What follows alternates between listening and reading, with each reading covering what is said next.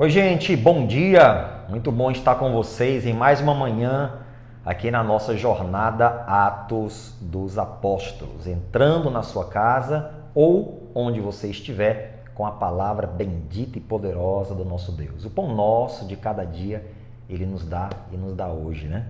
Bom, a gente está esses dias falando sobre uma situação muito constrangedora, complicada, que o apóstolo Paulo passou, e a gente vai tentar desenrolar aqui essa situação complexa para esclarecer algumas coisas para você e tentar levar você a assumir sua posição em Cristo, tá bom? Então vamos ao capítulo 23, estamos no capítulo 23, né? E a gente vai ler a partir do versículo 3, versículo 4 e 5. Do 3 ao 5, tá bom? Vamos lá? Olha só, diz assim: Então Paulo lhe disse: Deus te ferirá, parede branqueada. Tu estás aqui assentado para julgar-me conforme a lei, e contra a lei me mandas ferir? E os que ele estavam disseram: Injurias o sumo sacerdote de Deus? E Paulo disse: Não sabia, irmãos, que era o sumo sacerdote, porque está escrito: Não dirás mal do príncipe do teu povo. Pronto, vamos parar por aqui. Você lembra de ontem que nós falamos sobre esse tapa na cara ou outro instrumento que possa ter sido usado contra Paulo para ferir a boca dele? Paulo estava falando em sua defesa e o sumo sacerdote simplesmente manda alguém bater na boca dele, ou com a mão ou então com algum outro instrumento. E assim, se você já levou, usando uma linguagem popular, uma mãozada na boca, um tapa na cara, nossa, a ira vai lá em cima, né? Principalmente se for um ato de injustiça. E aí o que Paulo fala, ele irrompe numa ira naquele momento e ele fala assim para o sumo sacerdote: Deus há de ferir-te, parede branqueada. Esse termo parede branqueada na época era como se fosse uma espécie de xingamento. Paulo estaria dizendo assim: Deus há de ferir-te, seu hipócrita, seu lixo, seu falso. Então ele estava dizendo mais ou menos isso, né? Naquela época seria uma espécie de xingamento. Deus há de ferir-te, seu hipócrita, seu falso. E as pessoas que estavam ali perto, basicamente os guardas ou outros, disseram assim para Paulo: Injurias o sumo sacerdote de Deus? E Paulo diz: Irmãos, eu não sabia que ele era o sumo sacerdote, porque está escrito: Não falarás mal do príncipe do teu povo. Bom, vamos aqui a algumas situações para a gente poder entender o que estava acontecendo. Alguns dizem que Paulo ficou injuriado por este motivo, que eu quero ler para você aqui, ó, nessa observação. Preste atenção. A ira de Paulo veio como resultado da ordem ilegal de Ananias. Ele violou a lei judaica por considerar Paulo culpado sem antes passar por um julgamento. Ele considerou Paulo culpado sem nem passar por um julgamento. A gente vê isso hoje. Continua aqui, ó. Paulo não reconheceu Ananias como sumo sacerdote, provavelmente porque as suas ordens infringiram a lei que ele tinha responsabilidade de garantir. As ordens de Ananias infringiram a lei que ele, Ananias, tinha responsabilidade de garantir. Ou seja, Ananias cometeu uma injustiça. Quantos hoje têm responsabilidades de garantir a lei, o seu leal cumprimento, e os mesmos que têm essa responsabilidade de garantir o cumprimento das leis são aqueles que infringem as leis praticando injustiças. Isso tem sido muito notório no nosso país ultimamente e isso acontece no mundo de um modo geral. Então, provavelmente foi esse o motivo porque Paulo não reconheceu Ananias como sumo sacerdote. Outras teorias dizem que Paulo não reconheceu Ananias como sumo sacerdote porque ele chegou àquela posição por subornos, através de subornos. Enfim, sabemos apenas que houve essa situação, é o que está escrito aqui no livro de Atos.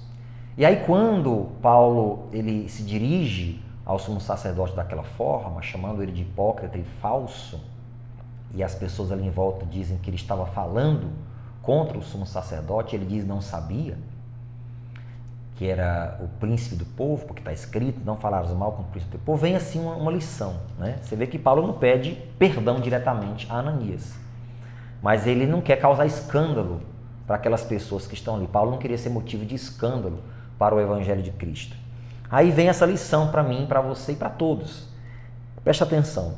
Até mesmo quando nós fazemos o bem e sofremos por ele, nós temos que suportá-lo pacientemente. Vou repetir. Até mesmo quando nós fazemos o bem e sofremos por ele, que era o caso de Paulo, nós temos que suportá-lo pacientemente. É a vida cristã, né?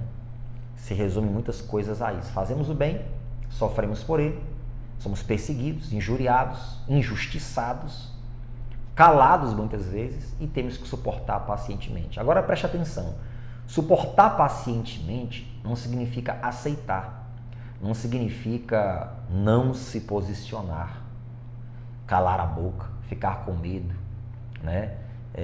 Ficar retraído, ser aquele cordeirinho que não fala nada e etc, e não se posiciona, e não expressa a sua opinião e não prega a palavra com ousadia.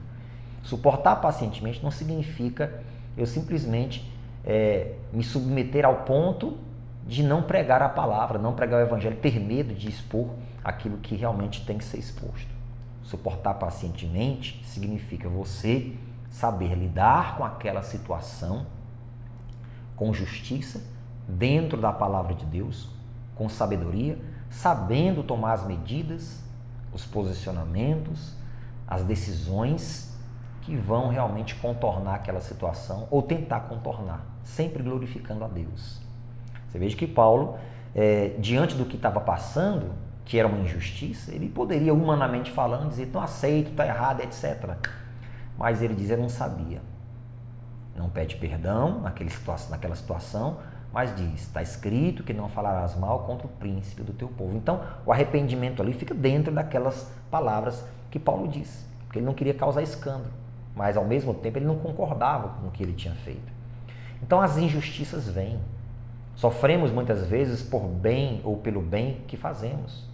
Sofremos porque muitas vezes a nossa opinião cristã, ela anda na contramão da opinião do mundo, das ideias, das ideologias, dos pensamentos, né?